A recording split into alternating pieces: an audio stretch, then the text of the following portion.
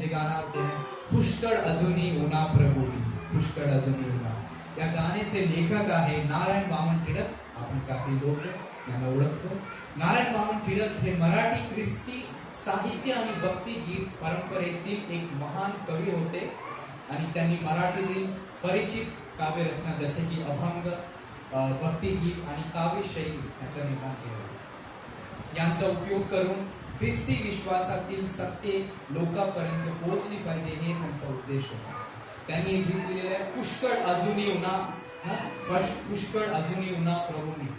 हे गीत नम्रता, आत्मिक गरज आणि देवाच्या कृपेवर अवलंबित्व व्यक्त करणारे अशी गीत आहे. काही पवित्र शास्त्रामधील आधार वचन आहे. रोमकारास 3रा अध्याय 23 वचन. सर्वांनी पाप केले आहे आणि त्या ते देवाच्या गौरवाला उणे पडले आहे. मनुष्याला देवाची कृपेची गरज आहे.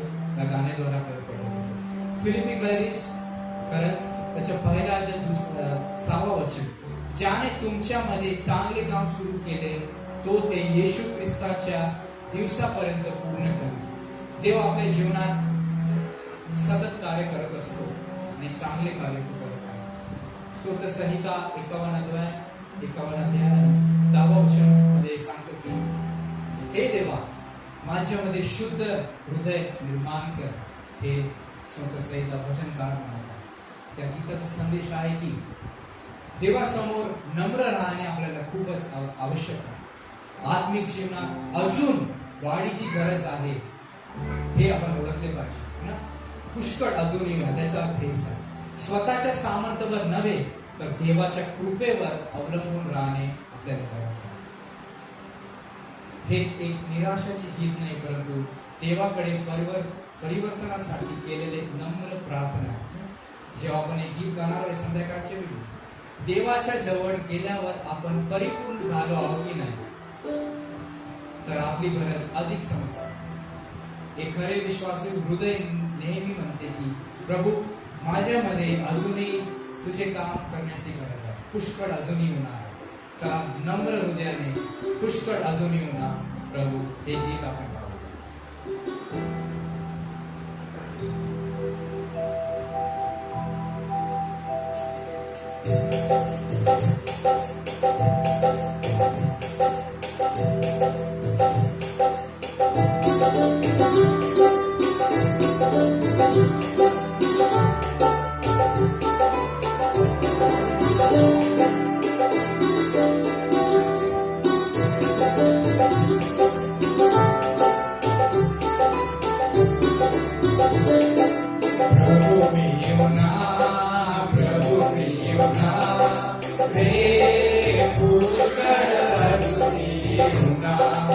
प्रभु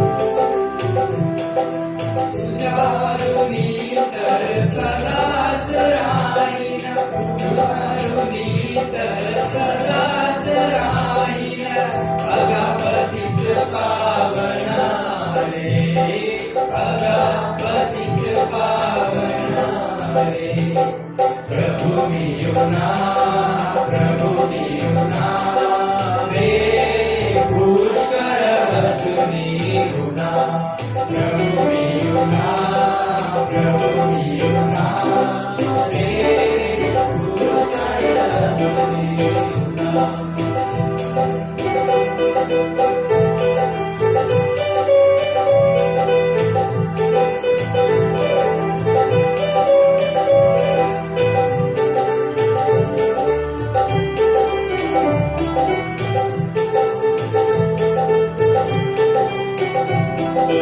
असे करावे तसे करावे असे करावे तसे करावे पाया मंगल गणारे पाया मंगल गणारे प्रभु येऊना